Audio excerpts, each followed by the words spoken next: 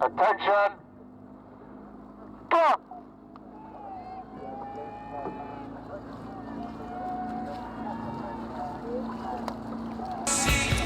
Right, we're actually going to go straight over to the commentary. Here we go. The cox lying down under the front canvas, a clear view of the course ahead, and I can't help feeling that they're going to get a little wet during this course because the poppily water that I was talking about on the start in the previous race has, if anything, got even more lumpy.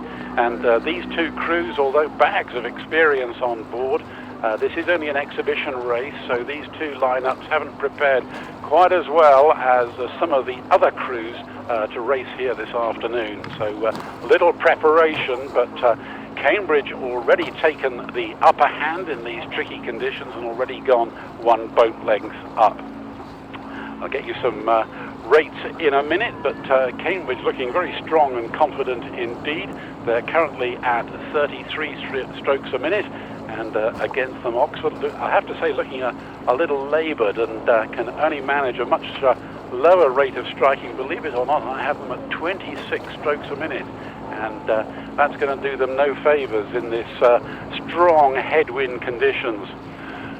In rowing, it's, as I was mentioning earlier, it's all about the power of the stroke, but the length of the stroke in the water and in difficult headwind conditions, getting the momentum on the boat. Really got to push out the finishes very strongly indeed, because as you come forward to take the next stroke, that's the most unstable part of the stroke action. That's when the boat can rock about and slow the boat before you even take the next stroke. But Cambridge really gathering their momentum now and already have a clear water advantage ahead of the Oxford opposition. Well, as you'll have imagined, when the women's boat race moved to the Putney to Mortlake course last year, and with them went Osiris and Blondie, the open weight women's reserve crews, the programme here at the Henley Boat Races was very much depleted by their departure. It was great news for the open weight women to take centre stage alongside the men, with all the media attention and the TV appearances that went with it down in London. But the organisers, the executive committee of the Henley Boat Races, had some serious thinking to do about how they might add additional excitement and flavour to the programme back here on Henley Reach. And one of the ideas they came up with was this alumni race, and it remains to be seen whether it's going to become a staple part of the Henley Boat Race programme. But in the stroke seat of the Cambridge crew, Mandy Calvert really setting a cracking pace, and the other three athletes in that boat responding. Mandy, who read engineering at Churchill way back in the early 80s and rowed in the lightweight women's blue boat and the four-seat in, 1985.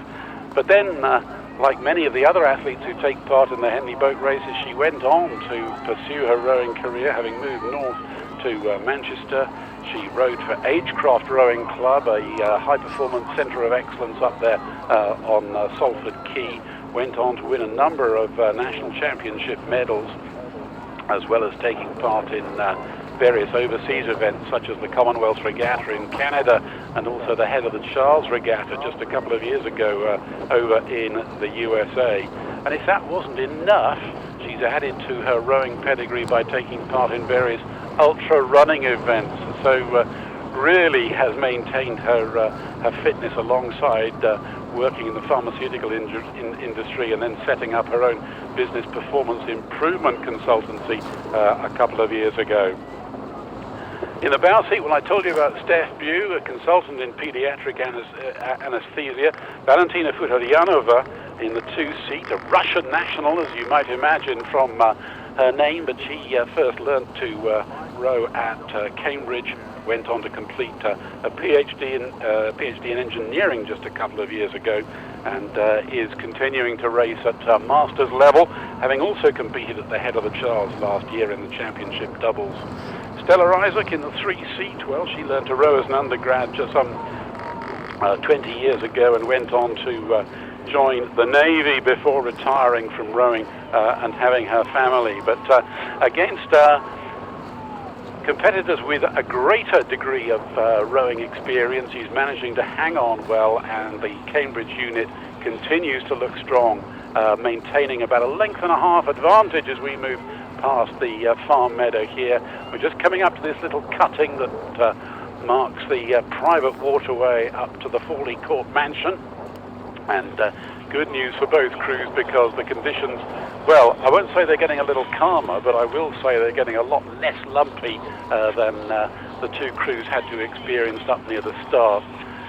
Well, the Oxford crew making some amends for that scrappy start and their low rate. They're digging in, and if anything, they're making ground on Cambridge.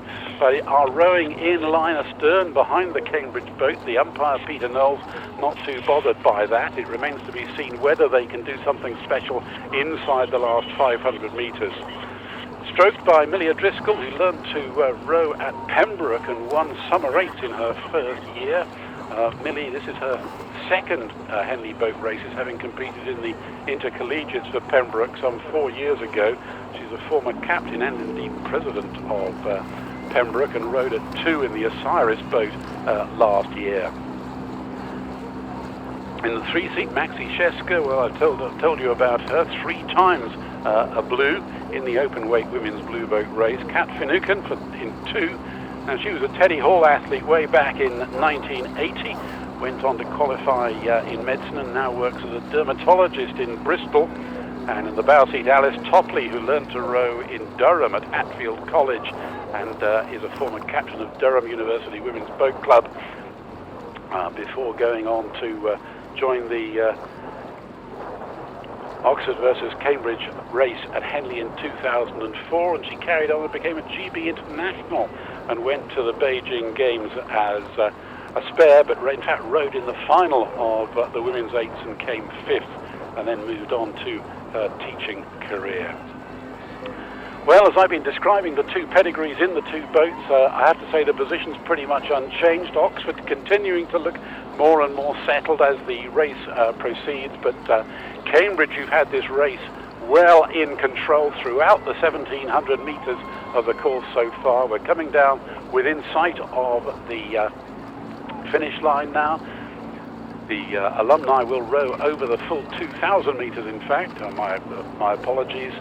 The Finnish judges have moved from the bank, where they judge the intercollegiate races, onto Temple Island, and of course one of the unfortunate aspects is that the finish line is on the far side of the island, away from the spectator gaze. But we're inside the last 150 metres, both crews sitting up, looking stronger, and they are now within shelter. The water considerably calmer now because the island giving all that shelter from the northeasterly breeze. The finish line judge, he's raised his flag, and inside the last 10 strokes as Cambridge put in a little bit of a spurt now, coming down towards the line, and the bow ball, there it goes for Cambridge to cross the line. Little wave of triumph for the Cambridge crew as they win this very first exhibition race for women's Alumni coxed hauls.